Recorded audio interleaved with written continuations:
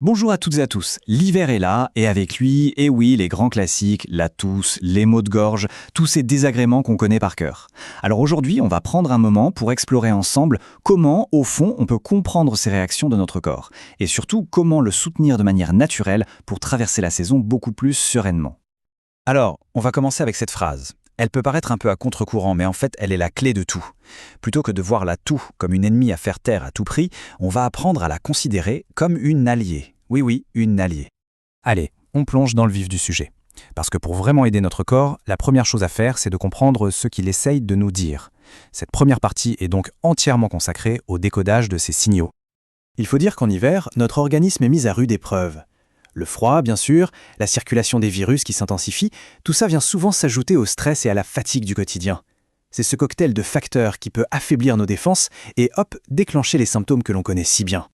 Et voilà le point absolument crucial. La toux, ce n'est pas la maladie, c'est la réponse du corps à une agression.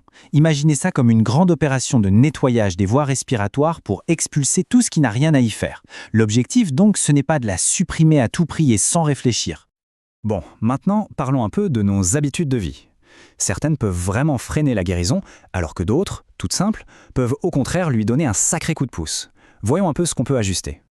Alors là, impossible de passer à côté du tabac. C'est vraiment l'un des pires irritants pour la gorge et les bronches. Fumer quand on est malade, c'est littéralement ramer à contre-courant des efforts que fait notre propre corps pour guérir. Une toux sèche qui s'installe chez quelqu'un qui fume, c'est un signal d'alarme qu'il ne faut pas ignorer. Prenons un exemple tout simple, les boissons glacées. Ça illustre un principe clé, il faut éviter les chocs thermiques. Une boisson glacée va irriter encore plus une gorge déjà sensible. À l'inverse, la chaleur d'une tisane ou d'un bouillon, ça va apaiser l'inflammation et aider à fluidifier les sécrétions. C'est un réflexe tout bête, mais qui soutient directement le travail du corps. On arrive maintenant au cœur de notre sujet, les solutions concrètes que la nature nous offre. On va découvrir une véritable boîte à outils de plantes médicinales et de boissons pour accompagner notre corps en douceur. La toute première étape, c'est souvent de calmer le feu, c'est-à-dire l'inflammation. Cette sensation de brûlure dans la gorge, non seulement c'est douloureux, mais ça épuise aussi l'organisme. Heureusement, certaines plantes sont remarquables pour apaiser cette irritation. Et voici deux alliés vraiment précieuses. D'un côté, le saule blanc, qu'on appelle parfois l'ancêtre de l'aspirine. Il est excellent pour réduire l'inflammation et la fièvre. Mais attention, petite précaution, à éviter si on est allergique à l'aspirine. Et de l'autre, la mauve. Elle, c'est la douceur incarnée. Elle va venir tapisser la gorge d'un film protecteur, c'est parfait pour calmer des toux d'irritation. Bon, une fois que l'inflammation est un peu calmée, il faut parfois aider le corps à faire le ménage, à évacuer. C'est là qu'interviennent les plantes expectorantes. Leur rôle, c'est de fluidifier les sécrétions pour qu'on puisse les expulser plus facilement. L'eucalyptus, on le connaît bien pour son action sur les voies respiratoires. C'est un antiseptique et un expectorant très puissant. Mais attention, sa puissance impose des précautions. On l'évite chez les enfants et les femmes enceintes. Et puis il y a le marru blanc, un peu moins connu peut-être, mais c'est une super solution pour les toux grasses, tenaces qui ont du mal à s'évacuer. Et puis il y a des moments, soyons honnêtes, où la toux devient juste épuisante, surtout la nuit. Certaines plantes peuvent nous aider à calmer ce réflexe de toux, sans pour autant bloquer complètement le processus d'expulsion. C'est une question d'équilibre. Alors on a le thym, un antiseptique et un antiviral remarquable. La réglisse, qui est une antitussive très très puissante, mais là encore, attention à manier avec précaution si on a de l'hypertension. Et enfin le fenouil, avec son action antispasmodique, il est parfait pour calmer les quintes de toux qui n'en finissent pas.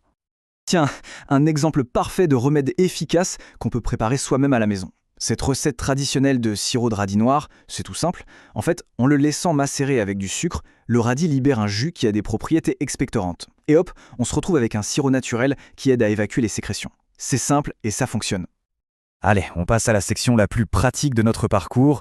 Comment est-ce qu'on combine tous ces remèdes pour répondre à des symptômes bien précis? Voici des plans d'action clairs, nets et ciblés. Pour un mal de gorge, par exemple, l'approche est multiple.